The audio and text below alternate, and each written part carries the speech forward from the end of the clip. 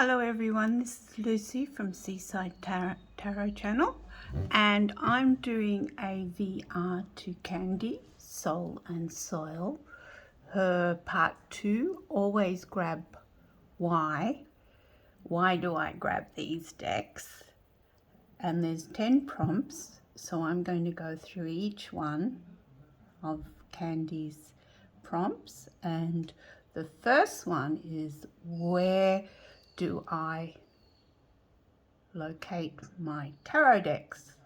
Well, I have a bookshelf beside my dining room table that's got my books, the decks that I like to pull out. But I also have decks in boxes, in pretty boxes, on my altar, under my altar. And I have decks on my bedside table that I use before I go to sleep. I like to look at all the challenges that are going on Facebook, and I participate in some of them when I feel inclined. So that's where I keep my decks. I try to keep them under a certain number. If it starts getting over that number, I start to sell some of the less used ones. And so the number 2, what decks do I use ongoing? What specific decks do I use? Well, not all the time, but say once a month I will pull out the Weaver's I'll pull out the Weaver's Oracle and the Crone Tarot. So that was my Weaver for last month. And then I will do a tarot spread based on my Weaver, and that's my monthly reading. So the Weaver's Oracle is a journey, cards and travel guide by Carolyn Hillier. So I was lucky to get this second hand because it's very expensive for us in Australia to buy from the UK. This is where the creator's based. And these are actual large paintings that have been reduced to oracle cards. And every month I will get my box out and I will pull a Weaver for the month for me to meditate on or contemplate. So probably got this a bit close. Hope you can see this. And they're all different ages, from all different places, from all different times.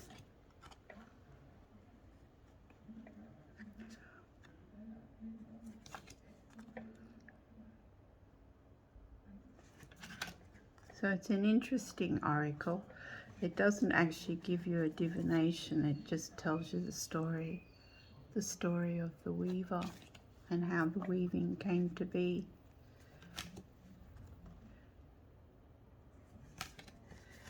And with the Weaver, I will draw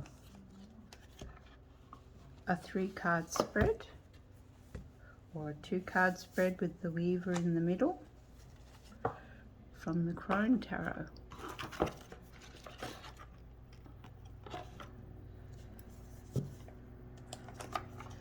So I'll have the Weaver in the middle,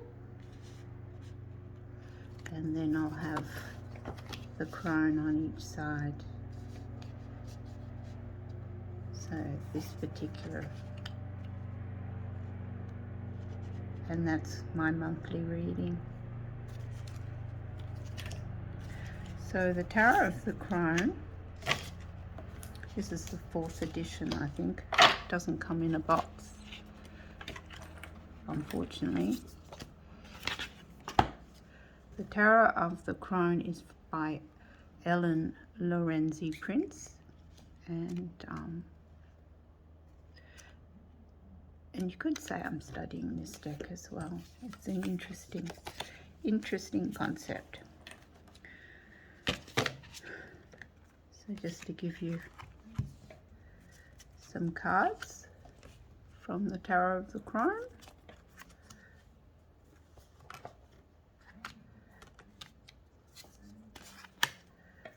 I should put that up on Hermit's Cave. The Chariot. I might leave that one out.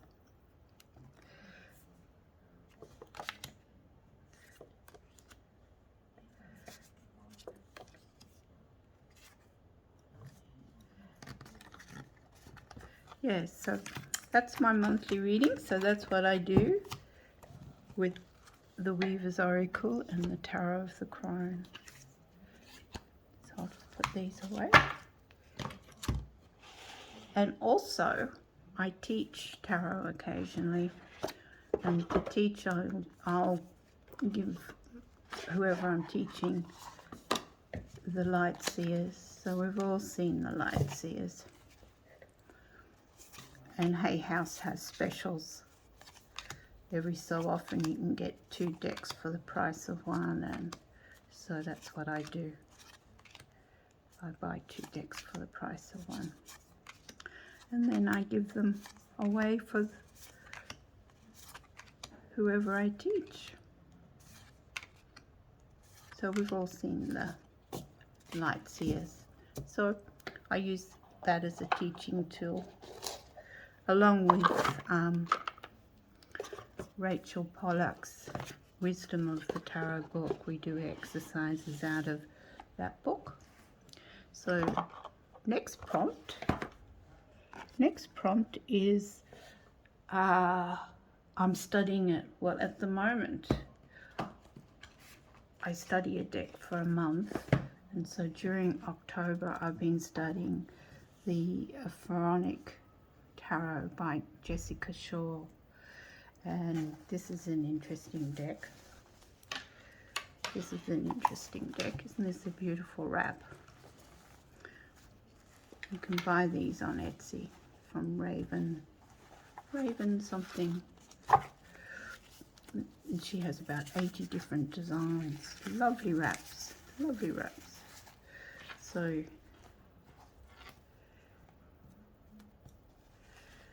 this is the Pharaonic Tarot by Jessica Shaw, and I'm enjoying working with this deck. And it's particularly relevant for this time of year in Samhain for the Northern Hemisphere, and it's also got a bit of Beltane colours as well, because in the Southern Hemisphere where I am, it's starting to heat up because it's coming towards the end of Beltane.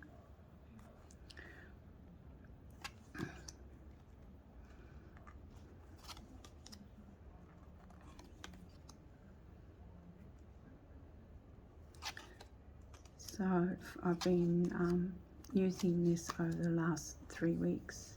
So this is the deck I'm currently studying. I generally move on to new ones at the beginning of every month, and but I'm enjoying this one, so I might leave it for November as well. So that's prompt number 3, and prompt number 4 is It's a Vibe. This one I struggled with. What's a vibe? I don't know what a vibe is. Don't even think I got anything out for this one. It's a vibe. Well, I'll show you this one. I am using this for Halloween. This is my Ghosts and Ghouls deck for Halloween, and it has a particular ghostly vibe, don't you think? It's got a lovely cardstock. It's that linen cardstock. Listen to that. And it's nicely gilded. And the gilding hasn't worn off yet. So I've been using this for all the Halloween challenges on Facebook, and along with the Seasons of the Witch Oracle. And I used this last year, so this is a regular. And I have the Yule and I have the Beltane, and I'm looking forward to the 4th in the series, Mobane. We're the lovers. And so I have shown this one before, just recently for Halloween decks. And I've shown the Season of the Witch for Halloween as well. So they've got a nice particular vibe, a Halloween vibe, a Samhain vibe. And I won't show this one, everybody knows what that one is. So moving on. What feels like home? Well, this one, the Lily White Tarot. This feels like home. The colours in it represents my location where I live. All the greens and the flowers and the animals. I live by the sea, so there's a lot of essences of the sea. I have a lovely flowery garden that my son creates for me. And we have lots of birds.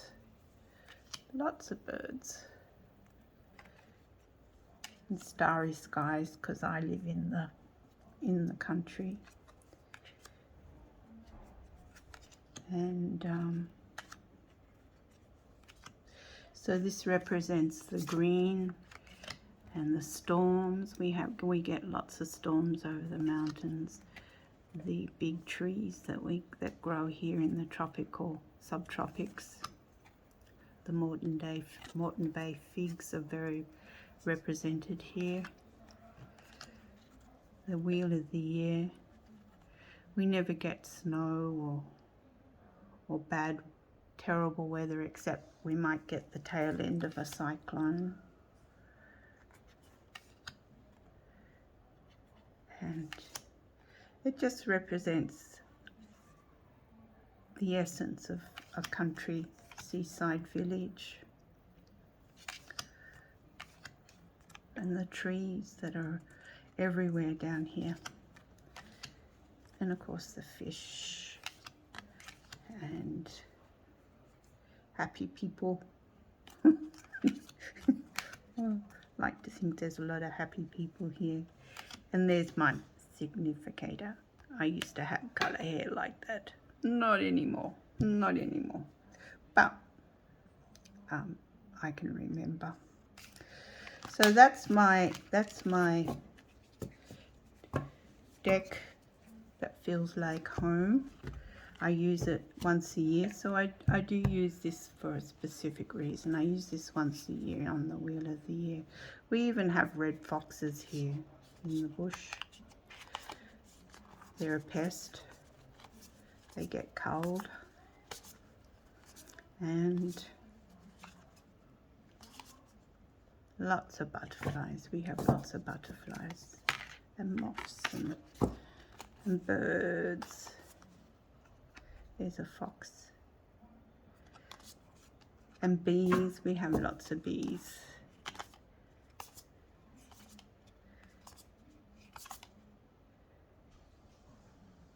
So, yeah. So that's a deck that represents my home. Next, it's easy. Well, of course, the Rider-Waite Smith decks, Pamela Coleman Smith decks, I have quite a set of those. The only thing is I don't use them because I'm not particularly keen on the artwork, but I do use this one because it's easy and it's based on Rider-Waite, and it was a gift. And this is the Lazy Crow Tarot by Nicholas Crego. Craigo. Apologies if that's not right. And it's easy to shuffle, easy to read, quirky. You don't get bored with it. And I just look at that. Which direction and balance. And it's not the traditional Rider-Waite Three of Swords. Still got a happy baby on the horse. Some of the community don't like that. And it's just, you just can read it very simply. Eight of Swords. And they're just quirky. It's quirky. I think it's cute. No, and a deck has to be enjoyable for you to use it.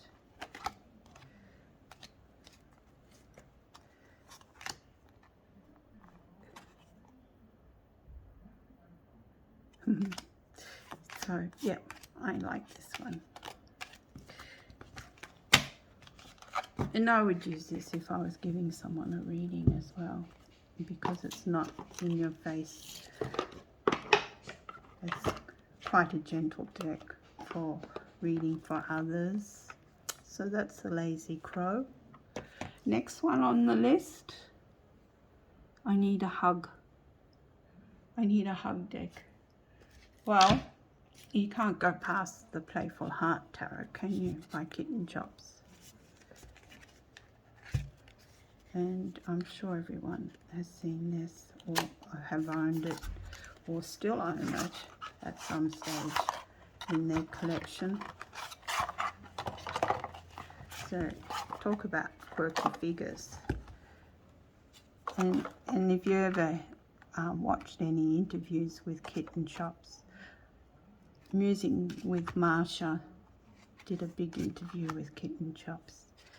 So she's a lovely person to listen to. Well, but they are both lovely people to listen to. So, oh, am I chopping this down? You can tell I'm not very good with the camera. Sorry, everyone. So this is the Playful Heart Tarot, and it'll tell you as it is. It told me that the virus was coming and I won't be able to go overseas. It told me that a lot of people will end up in hospital. The King of Wands is a doctor in this deck, residing over a hospital, and it came up quite a lot with the Knight of Wands, which is the fiery knight, and it represented the virus for many tarot readers. Yeah, it's a quirky deck. Quirky, happy deck. And I've got a few happy decks, but I just picked this one up because one, I use it, and two, it's a happy deck. All right, so next one, I need to kick up the bum deck. Where'd it go? Where'd it go? Oh, there it is. I need to kick up the bum deck. And this is the Outgrow Yourself. This is the Outgrow Yourself Tarot and Oracle, or Oracle and Tarot. And you can ask it anything, and it will tell you bluntly what you need to do. So I used this throughout September. It was one of my study decks for September. And I was participating in self-healing exercises on one of the Facebook channels, or YouTube channels, and it didn't hold back. It told it as it is. and it was quite blunt and to the point, nearly rude. So look at this. Don't forget to water your plants, and it's the sun. This is death, blossom. So after you blossom after a change in your environment or issue or outcome. Find your purpose. Yes, so this is pain is growing. That's the tower. So, yeah, it was quite in your face. Kick up the bum deck. Highly recommended. I enjoyed using it because it's quite colourful, and it was good for the period I was using, because down here it was Ostera and the beginning of Beltane. So that's a good spring deck. Good spring deck if you want a spring deck. So next is, it's a chatty deck. Chatty deck. Well, I've been using this one for readings with people, the Baroque Tarot, and I find this a chatty deck. This is another one of those Raven deck wraps. Aren't they beautiful? That's silk. Very nice. Highly recommend. I've got 3. So this is the Baroque Tarot, and I've been using it with an oracle. I might grab it. So hang 10.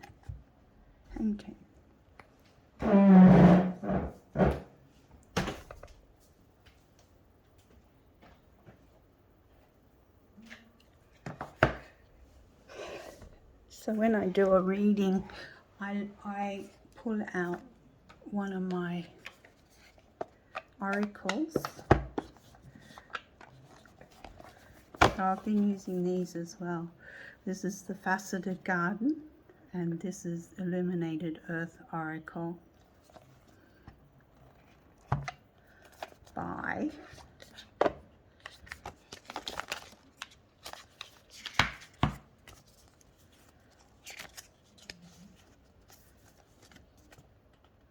Claire. Claire, I'm sorry, I can't read your surname on the bottom. Claire something. My eyes aren't good, so see if you can scan that. And so I've been using this oracle, or the Illuminated Earth. She created this one as well. Claire Mac. It's bigger on this one. Claire Mac. Illuminated Earth. And what I do is I bless the cards, of course, and ask for protection. And then I'll ask Spirit for a focus card. So what is the focus of this reading? Because most people just say they want a general reading, and that's a bit hard for me. So I need a focus. I need to focus on something. So I'll pull an oracle. These are it's lovely cardstock in these cards. That helps as well, the cardstock. So I'll birth. So something new is about to be born. And then I will do a reading around a new beginning. So that helps me. And then I will do a Celtic spread based on that focus. So, and the cards look lovely together.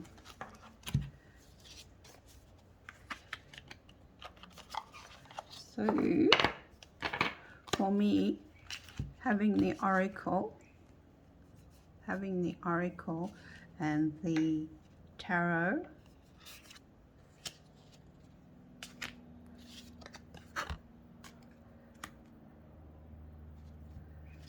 having the oracle and the tarot helps me to focus on what the querent needs to take more of a attention to. Look at that. Isn't that pretty? A watershed. So I highly recommend these cards. The Baroque Tarot by La Mucci Design, and that came out this year. So I've been using these to do readings for other people, using the oracle as a focus and the tarot in the Celtic spread. For me, I'll probably just do the oracle and then the cards on either side, the tarot on either side. And generally, I've been able to give very good readings, draw in ancestors from these cards. Don't they go well? Don't you think? Look at that. Wealth. 9 of Cups. Anyway, so that, for me, that's a chatty deck, or decks in combination. And next is the last one. It's a passion linked. Well, for me, I enjoyed earlier this year using the Sacred Bee. There was a gratitude challenge on, didn't get the third one. There was a gratitude challenge on YouTube, which I participated in, and I used the oracle. It just come out, and I'd been using the Sacred Bee. I tend to go for colors, colorful decks, and I love the colors in this deck. I love the teal green and the purples. Look at this, look at the side of this. Isn't that glorious? And it represents my garden and the bush around me, and the sea and the bees and my teachings. It also helps me to study thought. It aligns, the words on the bottom align very much to the thought system. Not all of them, but most of them. We have fields of sunflowers here in the farms behind us. You can go up and stand in the fields and have get your photo taken in amongst all the sunflowers. And just the colours of this deck. I find it's a passion deck. Look at that. Princess of Discs, Empress, Knight of Swords, Death, Strength, the Bee with the Lion, Princess of Cups. Isn't that glorious? And the oracle is just is equally passionate. Because of the colours, of course. And this one's got a purple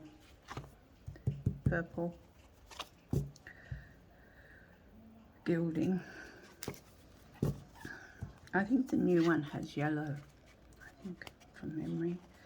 So I enjoyed using this in the same way I used the last oracle. I'll pull an oracle to get a focus, and then I'll do a reading on that oracle. And the messages that come from that reading have been based on the oracle itself. So that is a very passionate oracle deck to combine with the tarot. Look at this. Isn't that beautiful? Passion in a card. Passion in a card. Sounds a bit weird, but anyway, that's my top 10. Well, not top 10, that's my 10 decks in response to why I always grab those decks. And it's in response to Candy, Soul and Soil. Check her out. She has a great channel. Thank you, everyone. Bye-bye.